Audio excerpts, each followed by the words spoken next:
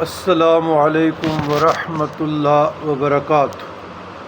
اللہم صلی علی سیدنا محمد وعلی آل سیدنا محمد فی کل لمحۃ ونفس بعدد کل شیء معلوم لک۔ برادران اسلام، سوال یہ ہے کہ تبلیغ دین پر اجرت لینا جائز ہے یا ناجائز؟ بینوا و توجروا۔ بسم اللہ الرحمن الرحیم۔ عزیزان گرامی، بہت علمی اور گہرا سوال ہے۔ تبلیغ دین پر اجرت لینا بالکل شریعت کے خلاف ہے، لیکن فقہائے کرام کی نظر میں اور مختلف فتاوی جات کی روشنی میں جو امام مسجد اپنی ضروریات زندگی کو پورا کرنے کے لیے امامت کے فرائض سر انجام دیتے ہیں، یا جو مؤذن 5 وقت اذان دیتے ہیں مسجد میں، یا کوئی ٹیچر یا کوئی مدرس مدرسے میں پڑھاتے ہیں، تو ان کے لیے جائز ہے۔ لیکن وہ نعت خوان، وہ مقرر، وہ ذاکر جو اہل تشیع یا اہل سنت کے ہو اور باری برکن پیسے لیتے ہو، نعت خوانی پر لیتا ہو یا تقریر کرنے کے لیے تبلیغ دین کو تجارت بنایا ہو، تو ولا تشتروا بآیات ثمنا قلیلا کے زمرے میں آتے ہیں، بالکل ناجائز ہیں، شریعت کے خلاف ہیں۔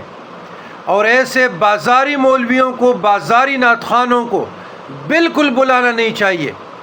یہی رقم آپ غرباء پہ خرچ کریں، یتامہ پہ خرچ کریں، مسکینوں پہ خرچ کریں، یہی مدارس پہ خرچ کریں، یہی اہل محلہ میں جو آپ کے بھوک پیاس میں مبتلا ہے تو ان لوگوں کے راشن لیے جائے، لوگوں کی ضروریات زندگی پر خرچ کیا جائے، یقیناً اس کا اجر و ثواب بہت ہے۔ لیکن وہ نعت خوان جو پروفیشنل بن چکے ہیں، وہ عشق رسول سے دور ہے، وہ تعلیمات صوفیہ کرام سے دور ہیں، وہ تعلیمات اسلامی سے دور ہیں، بظاہر وہ اپنا گیٹ اپ، اپنا داڑھی بیچ رہے ہیں۔ لہٰذا ایسے لوگ جو اپنا دین بیچتے ہیں، اپنی آواز بیچتے ہیں، اپنا علم بیچتے ہیں، اور اس نے علم کو کاروبار بنا لیا، تو ولا تشتروا بآیات ثمنا قلیلا کے زمرے میں آتے ہیں۔ لہٰذا یہ شریعت کے خلاف ہے، یہ ناجائز ہے۔ تو میری تو گزارش یہ ہے کہ فضول محافل میں جو، اور اس کے ساتھ ایک اور سوال بھی جوڑ دیتے ہیں، جو خواتین محفلوں کے لیے آتے ہیں بون سور ہو کر آج کل طبل کے ساتھ، اور اس کی آوازیں دور دور تک غیر محرم سنتے ہیں، اہل محلہ سنتے ہیں، یہ بالکل ناجائز ہے اور کبیرہ گناہ ہے، شریعت کے خلاف ہے۔ کوئی بھی فتاوی اٹھا کر دیکھے، فتاوی رضویہ شام رضا محدث بریلوی رحمۃ اللہ علیہ کا دیکھے، فتاوی بنوریہ اور فتاوی دارالعلوم دیوبند مفتی عزیز الرحمن عثمانی کو دیکھیں، کوئی بھی فتاوی اہل سنت الجماعت کو اٹھا کے دیکھیں مذاہب اربعہ کا، اس میں آپ کو ناجائز ملے گا اور گناہ کا لفظ ملے گا۔ تو لہٰذا دین کو دین سمجھیں اور سمجھنے کی کوشش کریں۔ یہ جو چیخیں اور وہ بے جان نعرے اور نماز سے دور، قرآن سے دور، احکام سے دور،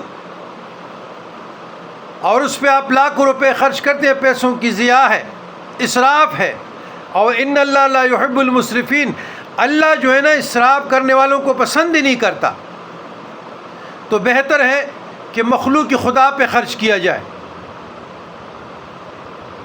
ٹھیک ہے نا؟ سورہ شورى میں قل لا اسألكم علیہ اجرا الا المودۃ فی القربى، کسی نے بھی دین پہ اجرت نہیں لیا، مگر حضور علیہ السلام کو رب نے مخاطب کر کے کہ اپنے صحابہ سے کہہ دو، قل لا اسألكم، کیا آپ لوگوں سے میں کوئی اجرت نہیں لیتا، الا المودۃ فی القربى، کہ میرے آل کے ساتھ مودت سے رہو۔